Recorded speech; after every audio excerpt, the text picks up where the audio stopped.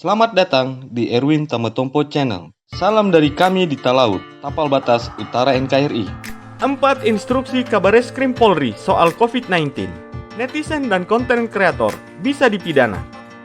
Kabareskrim Mabes Polri, Komisaris Jenderal Polisi Agus Andrianto memberikan 4 instruksi kepada seluruh jajarannya di Indonesia.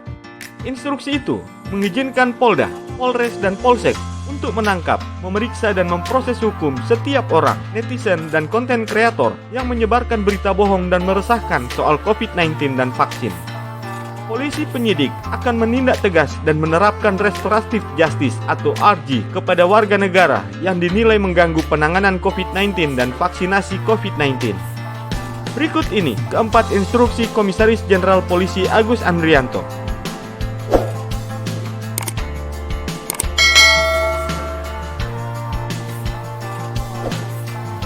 Number 1.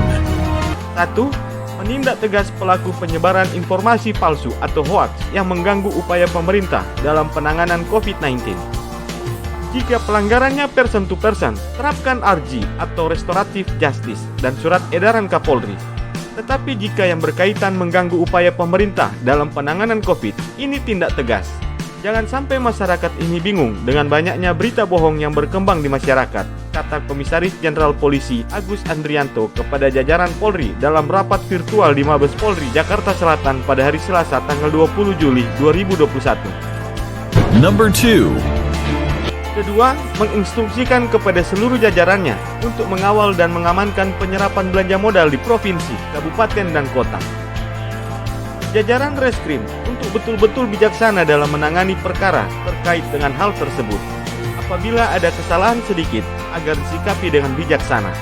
Yang terpenting, ekonomi negara berputar, anggaran dapat diserap seluruhnya dengan baik.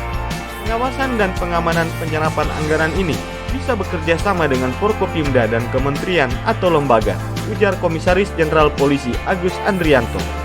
Dikatakan, Kapolri Jenderal Polisi Listio Sigit Prabowo telah menginstruksikan untuk melakukan pendampingan kepada kepala daerah untuk tidak ragu menyerap anggaran.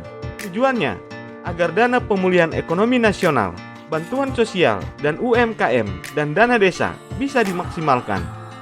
Tidak hanya itu, dalam hal tersebut juga harus dikedepankan aparat pengawas internal pemerintah atau APIP.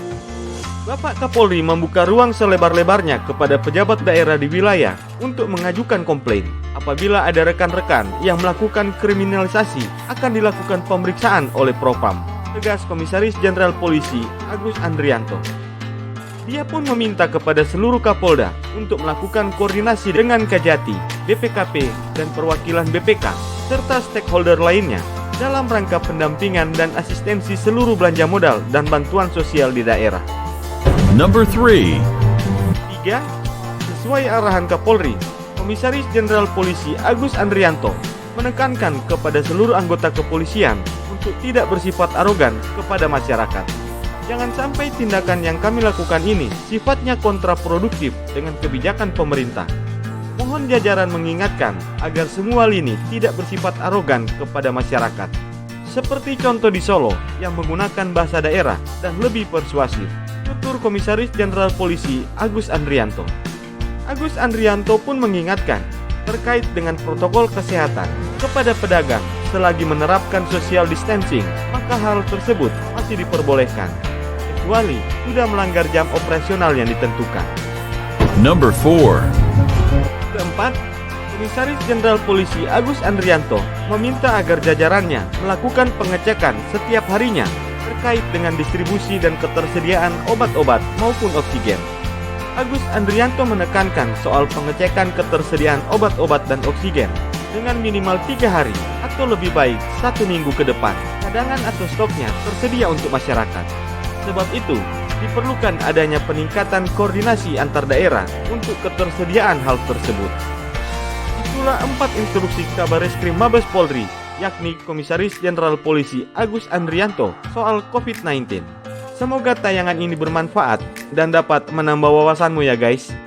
Sampai jumpa di tayangan kami selanjutnya.